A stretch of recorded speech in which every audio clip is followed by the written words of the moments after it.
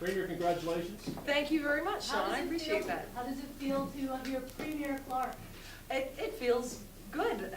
I worked hard to get here, and it certainly, it also though feels like a huge responsibility because we have a lot of issues facing us, and they're going to be tough ones to tackle. But I think if we have the help of British Columbians in doing that, which is what I asked for today in my comments at the swearing in, I think every problem is one that we can meet. Premier, tell us about your. Can you tell us why Moira Stillwell isn't part of your cabinet? Well, these were really, really tough decisions to make, and I wanted to make sure that the cabinet was quite a bit smaller than it had been previously. So that meant that not every incredibly talented person that's been elected is able to sit around the cabinet table. So those were really tough decisions. But the thing is, in my government, every MLA is going to be making a very significant contribution. And sitting around the cabinet table isn't going to be a prerequisite to being heard.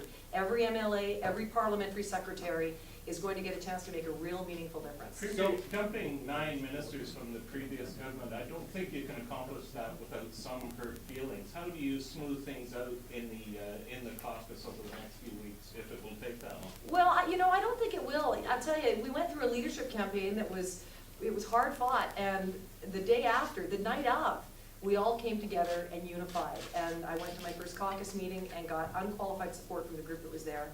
I have phoned or met with every single caucus member since in the course of making the cabinet and talked to them about their specific responsibilities, not just cabinet ministers, but also members of the caucus. And what I've heard there is really broad support. So, certainly we always have to make sure that we are including everyone, that everybody knows that they're a part of the team. And I am making sure that every single MLA has a chance to make a real meaningful contribution, and I think that's going to go a long way. Premier, what about Colin Hanson being out Premier? Colin Hanson, how do you go from being Deputy Premier and really being one of the key ministers in the previous government to being completely out of cabinet? You will need to ask Colin that question as well, but I can tell you from speaking to him, Colin is the most enthusiastic member of our caucus when it comes to getting this government re-elected. And he's a man of such incredible character. So I think you should ask him that question, and I think what he'll tell you is that the only job he's interested in is making sure that our government is re-elected. Did he tell you that he wasn't running again? Tell us, Premier, how many deputy ministers have been let go, ADMs, what we're talking about in terms of severance packages and a total figure? No, I can't. I'm not going to get into some of the details of the personnel issues. Some deputies have been let go, as you know.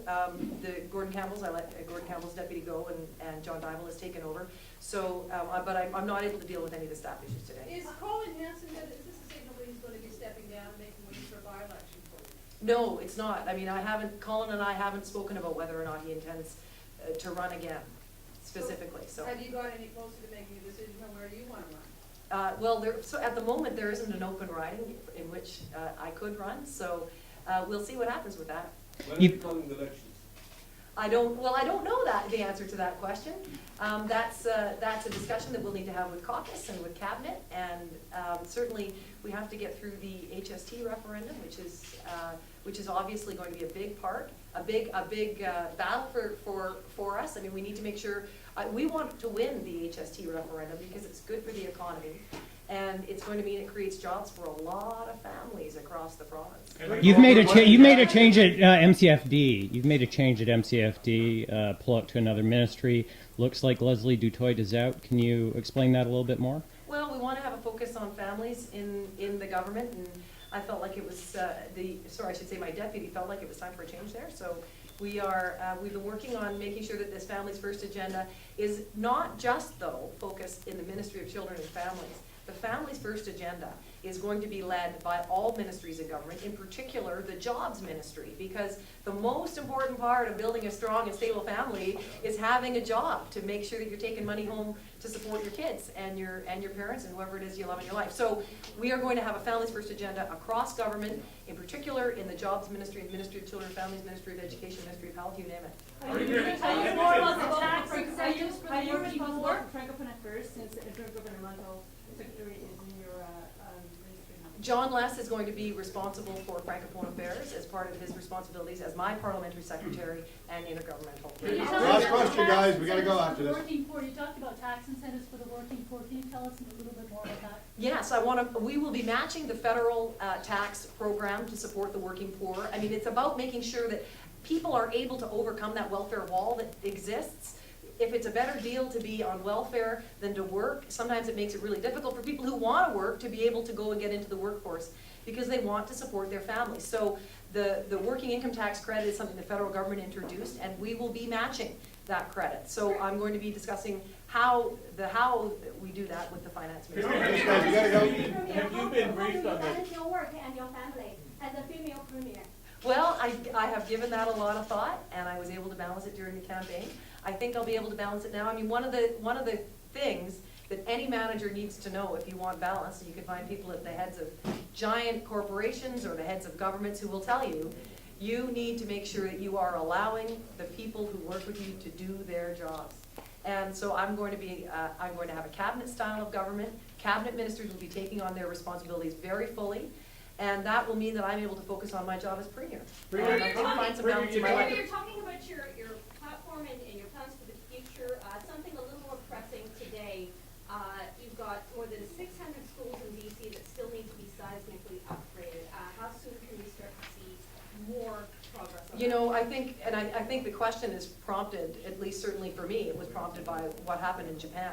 And we look at what happened to communities in Japan, and it's an absolutely shocking devastation. I mean, what a catastrophe, irreparable damage for millions and millions of people.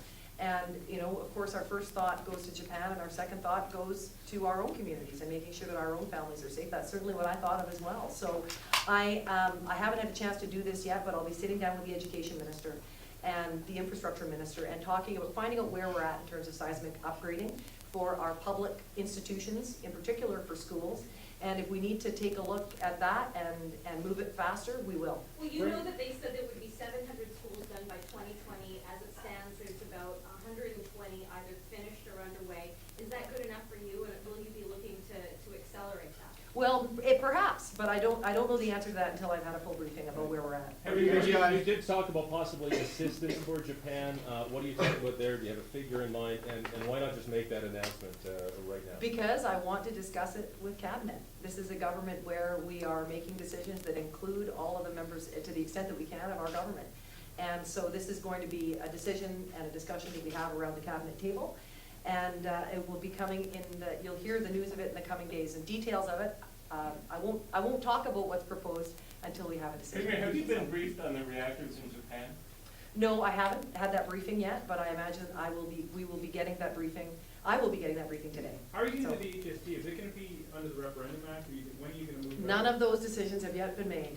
But But I'll let you know when they are. Don't you have a pretty compressed timeline, though, if you're going to get it by June 24th? Well, you know, you're right, there are lots of challenges there, but you know what? This is a government that's going to get to work fast. So you And recall the legislature then to do we're that? we're not going on vacation next week. We'll be here working, and we'll be making sure that we'll find time to make all the decisions that need to be made. You recalling the legislature? Thank you very much, everybody.